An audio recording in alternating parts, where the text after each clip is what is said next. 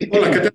Bienvenidos a este episodio nuevo de Podcast Los Tiempos Digital. Nos da muchísimo placer tenerlos de nueva cuenta, semana tras semana, todos los miércoles. Si les gusta este contenido, por favor, denle like, suscríbase, comente, por favor, pero también active la campanita para que le alerte de un episodio nuevo. Estamos en este episodio ya casi 79, un episodio 79, que siempre pues nos ocupamos de traer temas importantes de la coyuntura a la mesa de análisis, al debate y obviamente todo lo que concierne pues la actualidad en diferentes tópicos. Para hoy tenemos una invitada muy especial, estaremos dialogando con Gabriela Reyes. Estamos bueno, conectados virtualmente, que ella está en la ciudad de La Paz y obviamente pues siempre a través de la tecnología podemos lograrlo. Un poquito de referencia de lo que ha venido haciendo Gabriela Reyes. Ella es experta en criminología y justicia criminal. Ha estudiado en la Universidad de Maryland en Estados Unidos. Hizo una maestría en administración pública en Columbia University en Nueva York, Estados Unidos. Y obviamente también ha estado participando en distintas coyunturas en nuestro país. Siempre, pues un trabajo profesional dentro de lo que significa su especialidad y obviamente pues todo lo que concierne. De todas estas cosas vamos a hablar con Gabriela, pues en todo caso, si es que así nos lo permite el tiempo. Gabriela, muchísimas gracias por aceptar esta invitación a Podcast Los Tiempos. Bienvenida. Muchas gracias por la invitación y bueno, está muy bien hecha la presentación. Gracias. Bueno, a ver, Gabriela, mi primera pregunta tiene que ver con todo este trabajo que vienes realizando, tu profesionalización. ¿Cómo comienza este trabajo? ¿Cómo te interesas por pues este tema de la criminología, todo lo que significa esos bajos mundos, si se quiere, desde la perspectiva de la investigación, obviamente? Sí, siempre he sido como un poco como que consciente de las injusticias sociales, diría yo. Sí puedo decir de que he nacido, he tenido muy buena educación, he tenido acceso a educación y también acceso a irme al exterior, ya sea con becas, pero igual ya conocí el idioma, etcétera, etcétera. Y siempre he pensado que ayudar a la gente lo podía hacer mediante el tema de la injusticia, ¿no? Sabía que aquí la justicia, desde chiquita tenía una conciencia de que la justicia no era algo tan fácil de recorrer. Sin embargo, no quería ser abogada y quería estudiar en el exterior. Esa época, cuando me estaba tocando escoger qué iba a estudiar, estaba de moda todos los programas de CSI, ¿no es cierto? De investigación. Y entonces a mí me encantaba todo eso. Y vi qué carreras tenían este tipo de elementos. Y claro, criminología quedaba bien. Sí vi cuál era la número uno en Estados Unidos, porque tenía la oportunidad de ir a estudiar a Estados Unidos, y vi que era precisamente Maryland en College Park. Entonces ahí estudié mucho, me saqué becas, hice ahí la licenciatura. Lo interesante de esa universidad es que queda en Maryland, que es al lado de Virginia, y en Virginia están los del FBI, los de la NAS, los de la CIA, los de la DEA. Entonces, es una de las mejores universidades de Estados Unidos en esta materia, es la número uno, porque tiene además docentes que están muy en la práctica, ¿no? Es más, cuando fui presidenta de la Asociación de Estudiantes de Criminología, nos tocó visitar varias cárceles en Washington, en Maryland, para tener también un conocimiento ya más práctico durante lo que estudiábamos, ¿no? Y seguidamente tuve la oportunidad de trabajar en el Banco Interamericano de Desarrollo haciendo investigación más académica. Lo hice por 2 años y eso me permitió tener un buen currículum junto con un trabajo que hacía en la Defensoría Pública de Washington. Ahí era bastante interesante porque era de las pocas que hablaba español. Entonces me tocó trabajar mucho con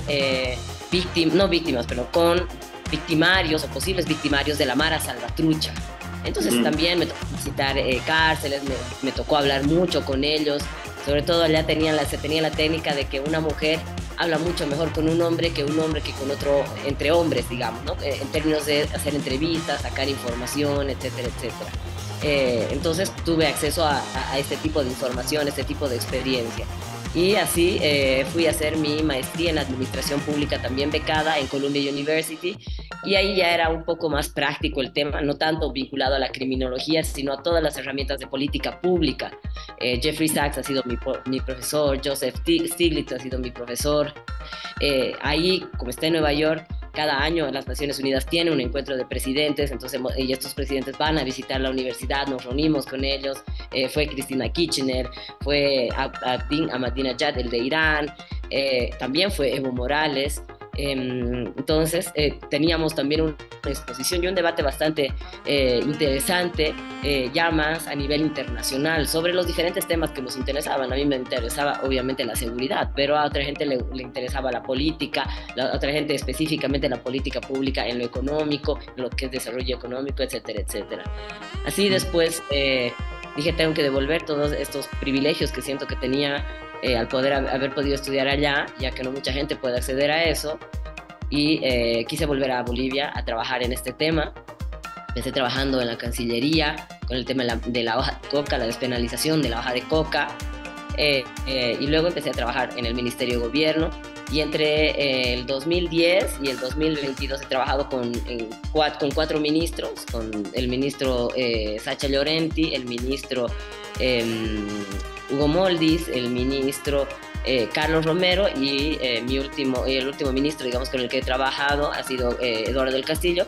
Y en el medio, cuando no he estado trabajando ahí, he trabajado también en Naciones Unidas, en el PNUD principalmente, y en la Iniciativa Global contra el Crimen Organizado, que es un think tank que está en Viena, que reúne a expertos en temas de crimen organizado para hacer investigación, análisis, opinión, asesoría en política pública, etcétera, etcétera. Entonces, ahora, un poco como esa mezcla de lo práctico con lo teórico, digamos. Seguro, indudablemente, pues, no sé, a ver, hay una extrapolarización en este tema. Por un lado, si bien, o sea, bueno, estoy un poco así especulando, pero si bien puede ser un mundo, entre comillas, bastante interesante, si se quiere, porque indudablemente se está, digamos, vinculados con todo lo que significa el underground, el tema del submundo, los grupos criminales, etcétera. Pero por otro lado también está un poco el riesgo, ¿no? Es decir, desde esa perspectiva hay una bipolaridad, si se quiere. Mi pregunta tiene que ver con lo siguiente, Gabriela. ¿Cómo, o sea, estando tú en ambas posiciones, es decir, te has formado, digamos, en los Estados Unidos, has visto todo el proceso, quien está, digamos, quien conoce, no sé si de cerca o de lejos, la Mara Salvatrucha, realmente ya es ya palabra mayor, esas son ligas mayores, ¿sí o no?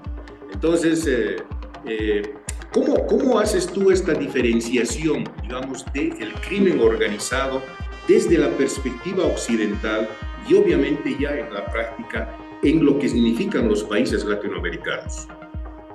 Sí, a ver, a mí lo que me ha tocado ver con la Mara Salvatrucha, por ejemplo, es una cotidianidad muy dura de ellos, ¿no? Porque obviamente son migrantes ilegales, sí tienen, digamos, entre comillas, cierto poder para delinquir, porque trabajan en comunidad, trabajan además, hacen trabajo, por ejemplo, con quienes yo he lidiado eran trabajadores de la construcción, pero vivían en unos cuartitos chiquititos, eran como que 15 en un cuartito chiquitito. Es decir, no es como acá, que al menos como operaba la Mara Salvatrucha en Washington, porque la Mara Salvatrucha tiene otros lugares donde opera y tiene unos roles bastante invisibles, digamos, pero sí hay una gran diferencia, porque primero son diferentes tipos de delitos, ¿no?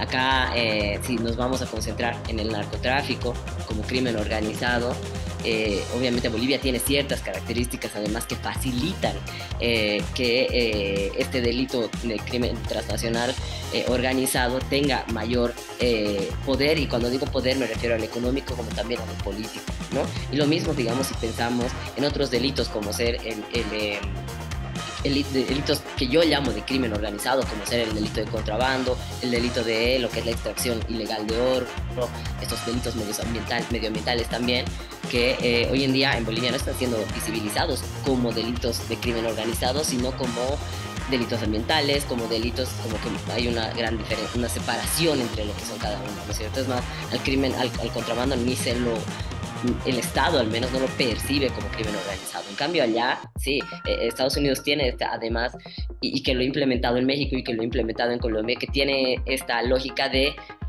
labeling, de darle un título a algo, ¿no? Así, aquí estos son los cárteles, estas son las pandillas, estos son las GAC, las organizaciones en contra del Estado, etcétera, etcétera. Y eso puede ser muy bueno, pero también puede ser muy malo, porque dentro de esos títulos que se le ponen, también se excluyen a otro tipo de actores. Por ejemplo, el Estado es un actor, ¿no es cierto? O sea, todos sabemos, el crimen organizado no existiría si no tiene ayuda del Estado, ya sea por acción u omisión, ¿no? Entonces, en cambio, vemos que un poco allá en el norte hay como una lógica de no hacerse mucho cargo de eso, a no ser que, digamos, por otro lado, sí, entre el privado, ¿no? Por ejemplo, los bancos que se sabe, HSBC, que se sabe que ha lavado dinero, por ejemplo, el cartel de Sinaloa por el 2006-2008. Entonces, sí hay lógicas diferentes, también están vinculadas a su forma de hacer política pública, a su forma de trabajar. Todo el mundo se reía cuando el general Aguilera decía, somos el FBI boliviano, si fuéramos... Y todo el mundo decía, pero si son tan malos los bolivianos. Y a lo que él se refería, y yo lo he entendido muy bien, era si la policía boliviana, que hoy en día resuelve casos sin tener acceso a bases de datos, a gasolina, a uniforme, a armamento bueno, a un liderazgo, digamos, tecnificado. Imagínense cómo sería si tuviera todo lo que hoy en día tiene el FBI, que tiene acceso a información. La policía boliviana no tiene ni siquiera intranet, imagínense. Internet, comunicaciones, las laptops en sus autos, etcétera, etcétera. Entonces hay una gran diferencia también vinculada a el financiamiento que se le da a las fuerzas policiales y a las fuerzas que van a combatir el crimen organizado, ¿no?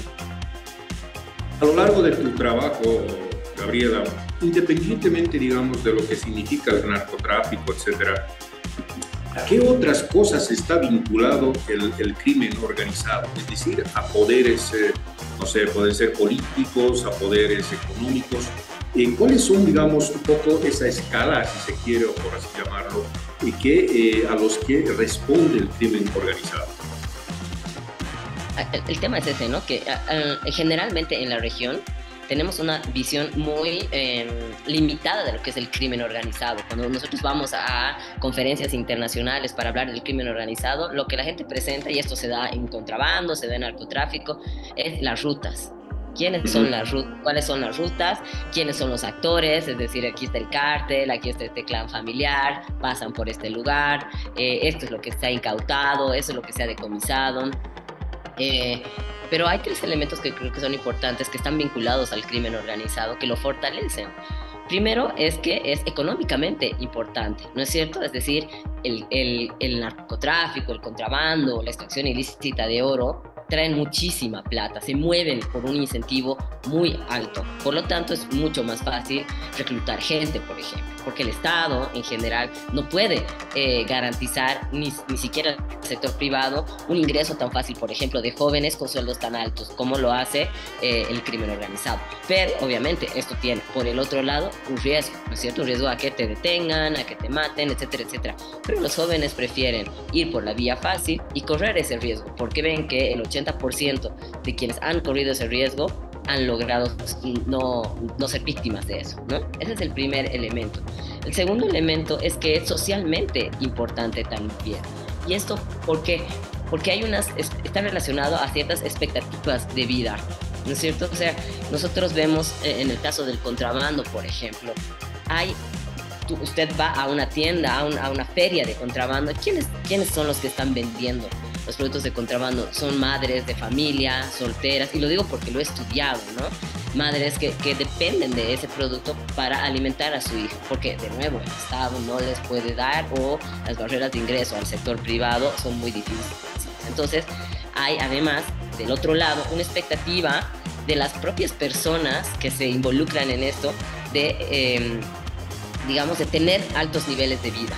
Un ejemplo, los pilotos jovencitos en Santa Cruz, usted los ve tienen así cosas muy características, relojes muy caros, Tissot, por ejemplo, van a gimnasios caros, es decir, están muy bien físicamente, tienen autos caros, y no es que haya una condena social, sino que más bien, si mi amigo me va a invitar este trago, pues mejor salgo con él. No es como, uy, no, ¿en qué andará? No voy a salir, ¿no? Bien, Y eso, y aquí quiero, perdón que le corte, pero hay una gran característica en este tema, particularmente del narcotráfico, obviamente también del crimen organizado. ¿Por qué existe esa fatalidad, ese digamos, autoinculparse a través de lo que usted manifiesta? Es decir, ¿por qué existe una forma de vida que se tiene que exponer siempre al público, como usted dice, como, no sé, qué sé yo, pues relojes de oro, cadenas de oro, autos lujosos? ¿Por qué hay una autoinculpación desde el punto de vista casi, no sé, involuntario o voluntario, si se sabe que obviamente eso va a ser parte, digamos, de una persecución y obviamente de lo que podría significar posteriormente, pues el hecho de que ese narcotraficante o ese capo del narcotráfico pueda ser atrapado? bueno, primero por el tipo de sociedad que tenemos. Tenemos una sociedad que es muy aspiracional, ¿no? Entonces, ¿a qué se refiere lo aspiracional? Que los jóvenes quieren ser como el que ven, ¿no? Como el que es más rico, el que tiene, obviamente, además muy guiado del tema de los bienes, de las cosas, del tema material, ¿no? Por un lado es ese, pero por otro lado porque los niveles de impunidad son muy altos acá en Bolivia. Basta con que usted vaya al TikTok y ve cuántas cuentas de TikTok muestran sus pardos así de billetes jovencitos, como el tiktokero Negruma, que nunca se lo he investigado.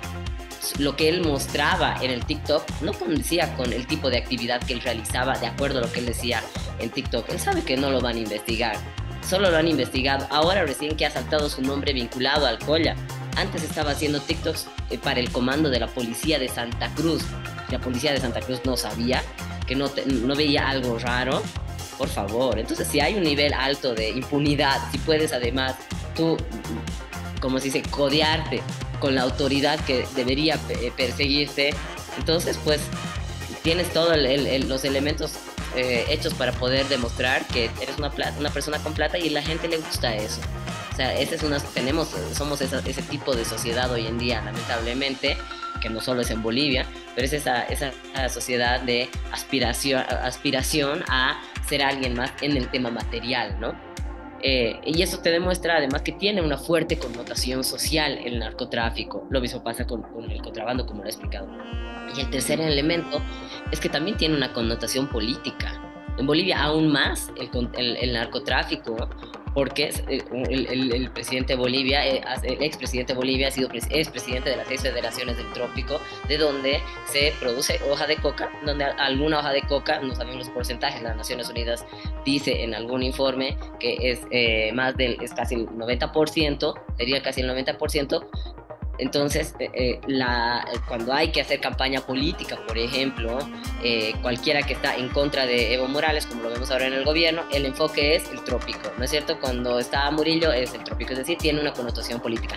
En el caso del contrabando, por ejemplo, cuando han hecho la ley del Plan Nacional de Lucha contra la legitimación de ganancias ilícitas, ¿por qué se cayó esa ley? Porque los contrabandistas y también los gremiales, ¿no? Los informales, los separo, han dicho que iban a salir a marchar, iban a hacer un paro nacional, y el conflicto que se venía era tan fuerte que el gobierno ha tenido que desistir, ¿no es cierto? Esto es tener poder político, lograr que con tu gremio puedas bajar una ley que te la pide además el Gafilat para hacerte una evaluación, ¿no es cierto? Entonces, si nosotros no analizamos o pensamos que vamos a combatir estos delitos únicamente como si fuera una guerra, cuando nos estamos dando cuenta que el aspecto económico, el aspecto social y el aspecto político no es parte de la guerra, entonces estamos pues destinados a perder. Por eso estamos pues como estamos a nivel internacional en el incremento del crimen organizado, de la incidencia del crimen organizado, de la presencia de organizaciones criminales, porque hay un Estado débil por un lado. Entonces, al ser débil también no le queda otra que ser cómplice por omisión muchas veces. Un ejemplo, policía que descubre un caso grande de narcotráfico ¿sí? De alguna organización criminal. ¿Hasta qué punto realmente tiene la posibilidad de meterle a fondo y no recibir represalias, no solo de sus otros colegas que probablemente antes se han beneficiado por dar protección a esos narcotraficantes, sabiendo que a los 3 días en la justicia lo van a liberar? Entonces, yo conozco muchos policías que dicen, no me conviene a mí, pero no porque yo sea amigo de esa persona, sino simplemente porque a los 6 meses lo van a liberar y él se va a vengar contra mí, se va a vengar de mi familia, de mis hijos, y no hay un sistema de protección para eso. Pero porque falla la justicia, ¿no es cierto? Exacto. Y ahora genera incentivos negativos. Exacto. Un poco lo que acaba de decir, que me parece... Tengo tantas preguntas en la cabeza ahorita que prácticamente no sé cómo ordenarlas, porque creo que yo creo que hay más preguntas que respuestas. Y una tiene que ver justamente con esta. A nivel, digamos, latinoamericano y específicamente a nivel de nuestro país, ¿cuáles son, diría usted, las características fundamentales para que el crimen organizado, a través de las siguientes ramas, puede ser el narcotráfico, que sigue el contrabando, lo que fuere, tráfico de personas y demás, le estamos ganando al crimen organizado, nos está rebasando el crimen organizado, el gobierno hace muy poco, tiene, digamos, unas falencias, no solamente desde el punto de vista logístico, desde el punto de vista legal, desde el punto de vista de la infraestructura, desde el punto de vista de la transparencia. ¿Cuáles son los elementos fundamentales para decir que de alguna manera podríamos un poco hacerle frente al crimen organizado? Personalmente, y según mi análisis, cómo yo puedo ver que el crimen organizado le está ganando a un Estado en general, es cuando el crimen organizado toma la posición y las decisiones del poder político, es decir, incide en la democracia, en un proceso democrático. Por ejemplo, que un narco pesado escoja si un ministro de gobierno se va a mantener en el cargo o si va a ser cambiado. Que un narco pesado tenga decisión sobre si un comandante de la policía se queda o se marcha. Que hayan grupos de crimen organizado vinculados, por ejemplo, al narcotráfico, que te pongan a una alcaldesa en un pueblo en Beni, ¿sí? Como lo hemos visto en Colombia. En Colombia, y hoy en día, más bien, voy a dar el ejemplo específico de Brasil. Están a punto de ser las elecciones en Brasil estaduales para gobernadores, digamos, y se está hablando del impacto que está empezando a tener el PCC en el financiamiento de ciertas campañas para candidatos. Ahí es que el crimen organizado ya le está ganando al Estado, porque está empezando, y el crimen organizado no es de derecha, no es de izquierda. El crimen organizado lo que necesita es poder, ya tiene plata, pero necesita poder para mantener su impunidad y hacer sus actividades de manera tranquila, y por lo tanto ganar más plata, porque sabemos que el fin último del crimen organizado siempre es el tema del dinero, ¿no? Entonces hay elementos que facilitan a que esto ocurra.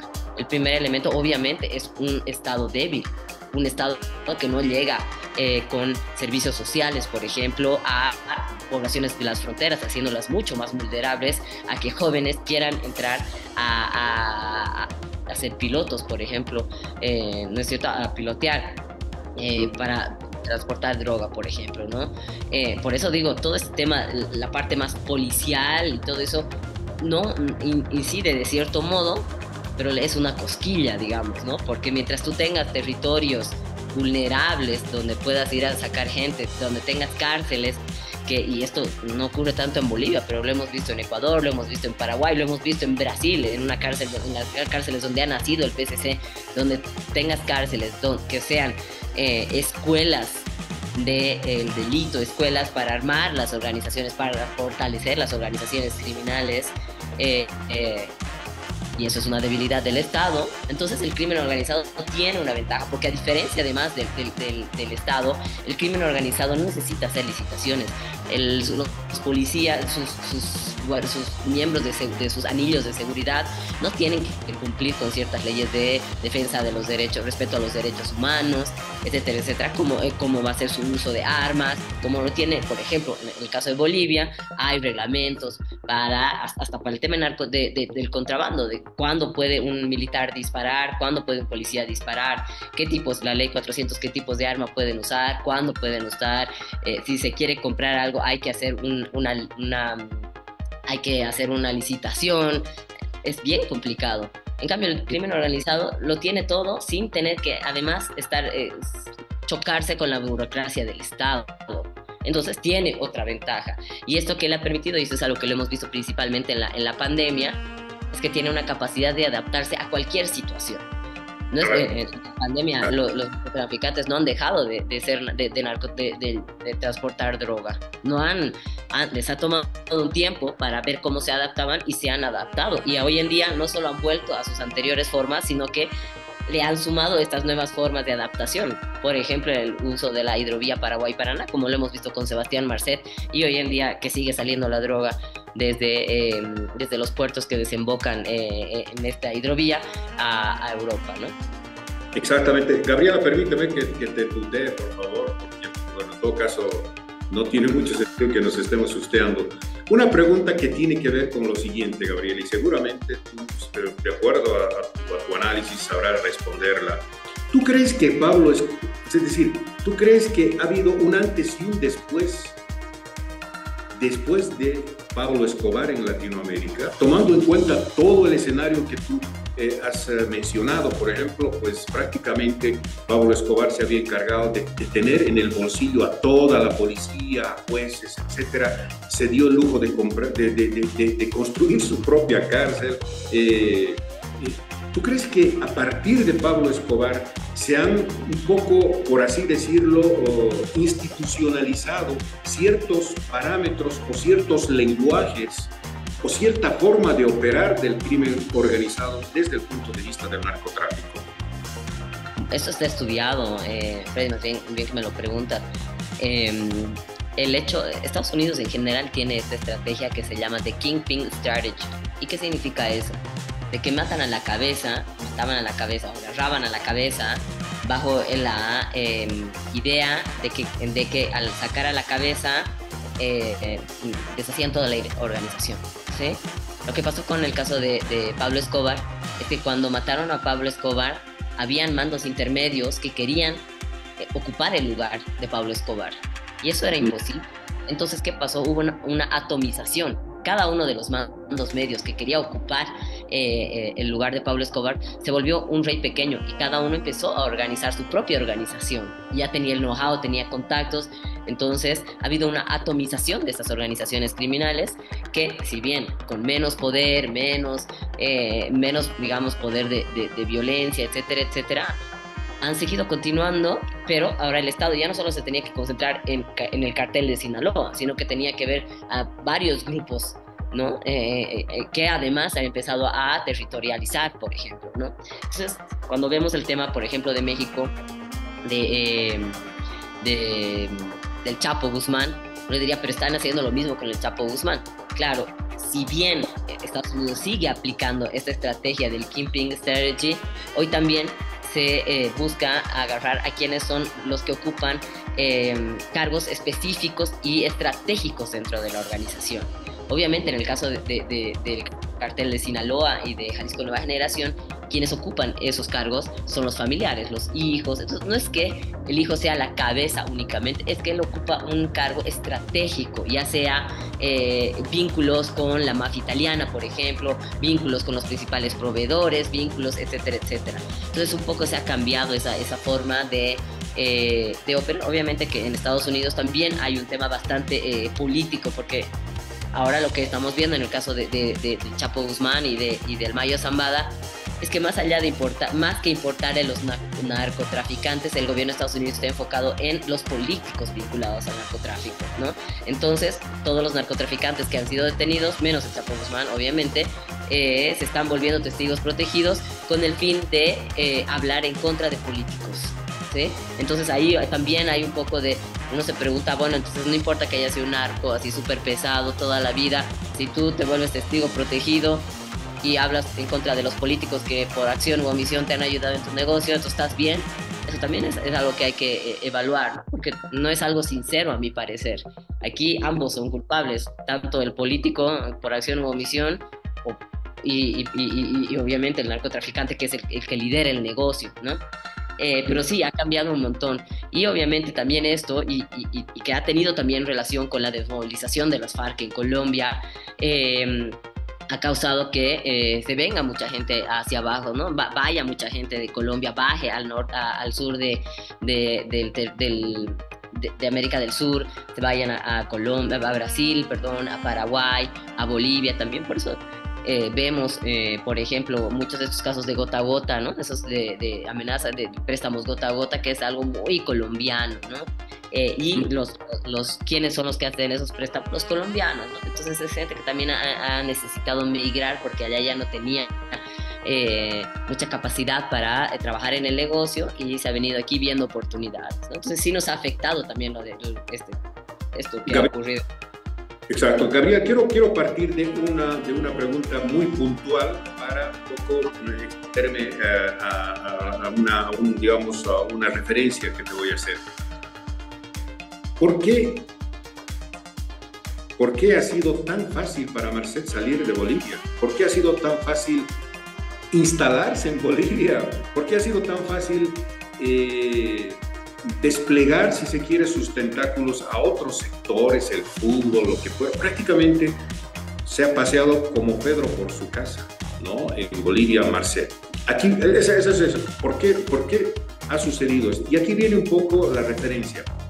Por otro lado, ¿por qué siempre, y digo siempre porque en todos los casos ha ocurrido eso, por qué siempre el Estado o el gobierno es ridiculizado? Ha sucedido con Marcet, ha sucedido con Roberto Suárez, ha sucedido con el Chapo Guzmán, ha sucedido con los hermanos Ochoa, ha sucedido con las FARC, con el Ejército de Liberación Nacional, con todo el crimen organizado. Siempre se ha encargado de ridiculizar al Estado por varias razones, porque obviamente resulta que el crimen organizado había sido más inteligente que el gobierno, había tenido más mecanismos, digamos, de operar y de fugarse en cualquier circunstancia y siempre eludir a la justicia, y en este caso, pues siempre el gobierno, en cualquiera que fuera el país, sale mal parado y ridiculizado. Bueno, tu respuesta a la primera pregunta es porque tiene protección. Aquí hay que ver de quién tiene protección. Si tiene protección de la justicia, del gobierno. Hay muchas cosas que no se han investigado de Sebastián Marcet. El último caso del Colla nos ha demostrado que todo lo que han demostrado del Colla en la época de la investigación de Sebastián Marcet era un show. Porque resulta que al Colla lo han presentado como el gran proveedor de Sebastián Marcet, y hasta el día de hoy, estando con detención preventiva, seguía operando, es decir, no le han afectado su patrimonio, no le han afectado su economía, no le han afectado su logística, no le habían afectado nada delante de las narices de los investigadores, porque obviamente si ya lo están investigando, ¿cómo es que no ha saltado nada de eso? ¿O es que ha saltado y había una orden superior de no perjudicar a esta persona? La pregunta es, ¿por qué? ¿No es cierto? Entonces aquí, y Sebastián Marcet ha demostrado y se ha demostrado que él tiene una habilidad muy grande de penetrar a los estados. Veámoslo en el Uruguay, con la otorgación de un pasaporte que le han dado, y hoy en día las personas responsables de eso están tranquilas, siguen ejerciendo funciones en gobierno. En Paraguay ha logrado que le cambien un sello rojo de Interpol a su esposa, si bien los policías han sido retirados, no están en la cárcel. Entonces hay pues una relación de este narcotraficante con los diferentes estados.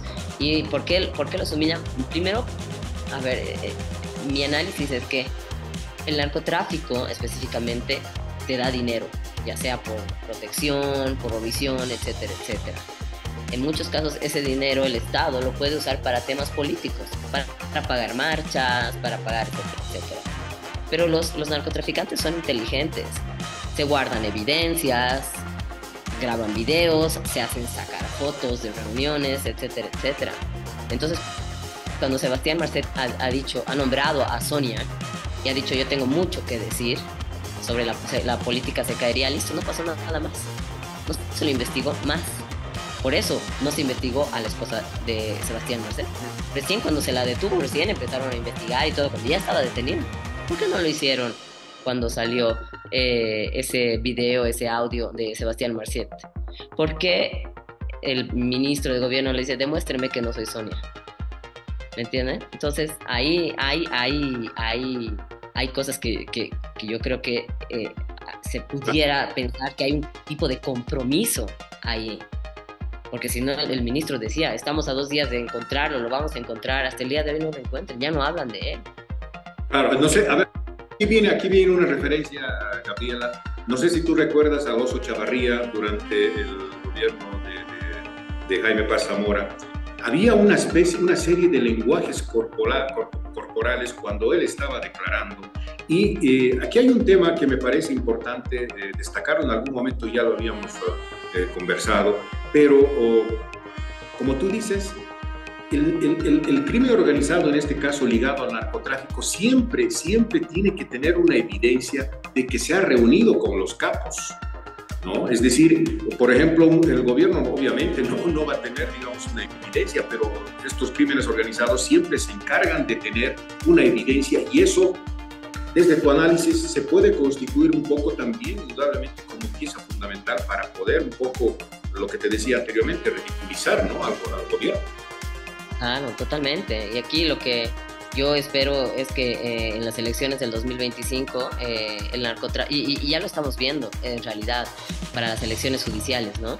En las elecciones judiciales hay que elegir muy bien, porque hay muchos jueces, ex jueces o jueces que están volviendo que están postulando a esas elecciones, que van a ser parte de la elección, que han liberado narcotraficantes. Eso no es gratis.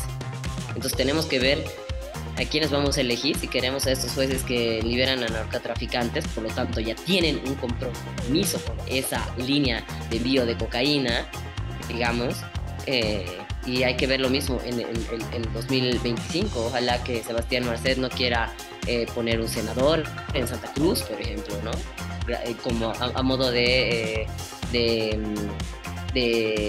agradecer su impunidad, de que no lo hayan agarrado, digamos, ¿no? Un ejemplo, ¿no? Digo porque eso es algo que normalmente pasa cuando el crimen organizado le gana al Estado. Gabriela, ¿en algún momento has estado en peligro? ¿Has estado, digamos, temiendo por tu integridad? La verdad es que cuido mucho las cosas que digo y cómo las digo. Muchas cosas quisiera poder decir el doble de las cosas que sé, ¿no? Que digo en realidad. Muchas cosas las tengo que decir en potencial para asegurar de que no me van a meter a algún proceso. Eso sí yo digo siempre, el gobierno tiene tanto poder que ellos posiblemente quisieran acallarme mediante algún proceso, entonces siempre trato de hablar en potencial cuando hago alguna referencia, independiente de que lo que esté diciendo sea verdad. Pero después yo hablo mucho desde lo técnico, trato de no dar nombres en específico de policías involucrados, de casos específicos, es decir, me cuido mucho, ¿no? A pesar de que me llega mucha información para decirla, para comentarla, para analizarla, soy muy cauta en eso, por responsabilidad, además por profesionalidad, pero también por mi seguridad, ¿no? Ahora, te pregunto esto porque pues Lidia Cacho, que es una periodista mexicana, también está ligada, digamos, a esta investigación del crimen organizado, no solamente el narcotráfico, del gobierno, varios gobiernos mexicanos, indudablemente de Andrés Manuel López Obrador no se ha salvado de este proceso. Dentro de lo que significa esta investigación que tú realizas, o digamos, trabajos de campo en el tema ya específico, ¿cómo te blindas tú desde el punto de vista de tu investigación? Bueno, yo sé que esto va a ser un poco complicado que me respondas, pero ¿cuál es tu metodología, ¿no?, para poder un poco cerrar el círculo de una investigación? Si es que, digamos, estás llevando una investigación, un narcotráfico, tráfico de personas, de lo que fuere, ¿cómo son tus mecanismos de investigación? cuando no es investigación académica, sino práctica, y esta es la última pregunta, pero me tengo que ir, mil disculpas. Hago cruce de información, tengo diferentes fuentes, he trabajado mucho tiempo con la policía, entonces conozco a muchos policías de diferentes áreas, de diferentes grados. Tengo otro tipo de fuentes también, fuentes vinculados a la justicia, otros investigadores, abogados también vinculados al crimen organizado, es decir, abogados que son abogados de actores, ¿no? Vinculados al delito. Trato de siempre usar información, de ser seria con la información que se maneja, pero de nuevo, ¿no? O sea, compartimentando también información, es decir, lo que le cuento a una persona no le cuento a otra persona completamente, así, para que el cruce de información sea más efectivo, ¿no? Es decir, si yo le digo a una persona algo, la mitad, esa persona me va a complementar con la otra mitad que me había dicho esa persona, y con eso puedo asegurar de que la información que se está dando no es interesada, sino que es verídica, ¿no? Ayuda mucho que he trabajado mucho tiempo en el Ministerio de Gobierno, porque ahí tengo muchos contactos, más que nada en la policía, con quienes trabajamos bastante seguido, digamos, en algunos temas, porque hay mucha gente también dentro de la policía, muy buenos oficiales, que quisieran que muchas cosas que inclusive vinculadas a esos temas que salgan a la luz, que no han salido a la luz hasta el día, que no sé. Una última pregunta más, yo sé que estás corta de tiempo. Una última pregunta, por favor. Viendo el panorama nacional en nuestro país, desde el punto de vista, digamos, analítico y obviamente de todo lo que significa este proceso tan complejo del crimen organizado y el narcotráfico, ¿qué dirías tú que está haciendo mal el gobierno en la lucha contra el narcotráfico y en contra del crimen organizado? ¿Cuáles serían estos aspectos fundamentales que tú dirías, a ver, yo creo que el tema va por este otro lado y lo que están haciendo está mal? En el crimen organizado vinculado al narcotráfico, primero es que ha habido el gobierno actual se ha salido totalmente de la estrategia que se tenía de lucha contra el narcotráfico, y lo podemos ver clarito porque no se está logrando hacer primero la erradicación de la hoja de coca en el trópico de Cochabamba, y eso es porque el gobierno ha decidido politizar la lucha contra el narcotráfico, politizar las labores de erradicación, politizar todo lo que es el desarrollo integral con coca, y seguro vamos a tener un incremento en la producción de hoja de coca este año, ¿no? Segundo, es que lo que hace la politización de la lucha contra el narcotráfico es que solamente haya un enfoque en un territorio a desmedro de los otros, es decir, hay un enfoque únicamente en el trópico de Cochabamba, donde estaba el Colla Airland en Santa Cruz, donde se encuentran las avionetas, las pistas, las grandes cantidades de cocaína de 500 kilos, 400 kilos en Santa Cruz y en el Beni, donde ocurren los sicariatos, principalmente con súbditos miembros brasileños del PCC y del Comando Vermelho en Santa Cruz. Es decir, ¿qué está pasando en Santa Cruz y en el Beni que no estamos viendo? ¿Cuánto está hoy en día la producción? Si vemos los datos del 2023, lamentablemente los del 2024 están incompletos. El número de operativos en el trópico de Cochabamba es el doble que en Santa Cruz, pero la cantidad de cocaína incautada es el doble en Santa Cruz que en Cochabamba. ¿Qué nos dice eso? Que posiblemente hay protección, ¿no es cierto? No se encuentran laboratorios en Santa Cruz. Y cuando la tendencia regional, y no lo digo aquí que solo en Bolivia, es que los narcotraficantes prefieran irse a la Amazonía a producir cocaína. ¿Por qué? Primero porque están cerca a Brasil, porque tienen que enviar la cocaína a Brasil porque sale del puerto de Santos principalmente.